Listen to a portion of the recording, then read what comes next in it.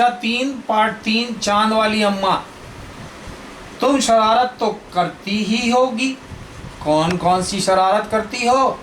इन चीज़ों का इस्तेमाल तुम कोई शरारत करने के लिए कैसे करोगी?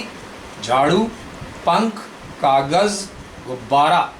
बहुत समय पहले की बात है। एक बूढ़ी अम्मा थी, बिल्कुल अकेली। उसका अपना कोई न था। घर का कामकाज उसे खुद ही करना पड़ता था। सुबह उठकर कुएं से पानी लाना, खाना बनाना आदि। उसके साथ एक परेशानी थी। वह रोज़ सुबह उठकर जब घर में झाड़ू लगाती तब तक तो सब ठीक रहता, पर जैसे ही वह आंगन में जाती और झाड़ू लगाने के लिए झुकती, तभी आसमान आकर उसकी कमर से टकराता। अम्मा उसे घूरकर देखती तो वह थोड़ा हट जाता, फिर वह जैसे ही दोबारा झुकती, आसमान फिर अपनी हरकत दोहराता। 1 दिन, 2 दिन, 3 दिन लगातार यही क्रम चलता रहा। अम्मा झाड़ू लगाए और आसमान उसे तंग करे। एक दिन कुएं पर पानी भरने को लेकर अम्मा का किसी और से झगड़ा हो गया। अम्मा ज़रा गुस्से में थी।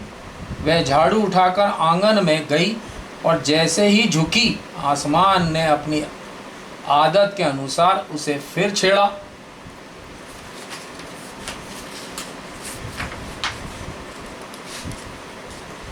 अम्मा ने आओ देखा ना ताव और कसकर एक झाड़ू आसमान को दे मारी।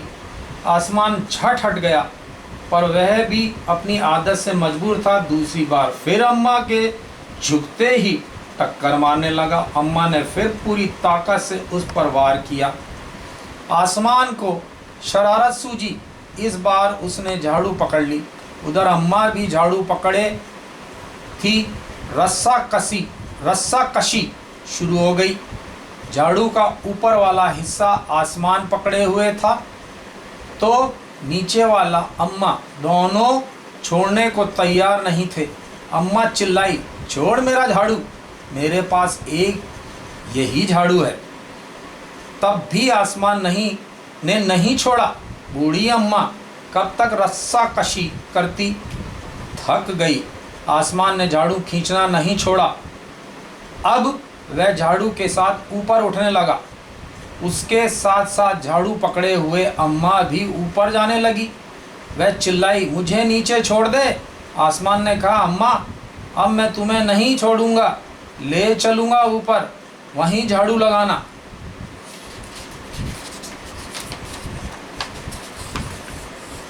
अम्मा अब झाड़ू नहीं छोड़ सकती थी क्योंकि वह बहुत ऊपर पहुंच चुकी थी। तभी उसे वहां चांद दिख गया। झट अम्मा ने पैर बढ़ाया और चांद पर चढ़ गई, पर झाड़ू नहीं छोड़ी। आसमान को फिर शरारत सूझी। उसने सोचा, अम्मा तो चांद पर चढ़ गई है, यदि चांद उसकी मदद करेगा तो मैं हार जाऊंगा, इसे यहीं रहने दूं। ऐसा सोचकर उसने झाड़ू छोड़ दिया। अम्मा झाड़ू सहित चांद पर रह गई। वह इतनी थक गई थी कि झाड़ू पकड़े पकड़े ही चांद पर बैठ गई। आसमान ऊपर चला गया।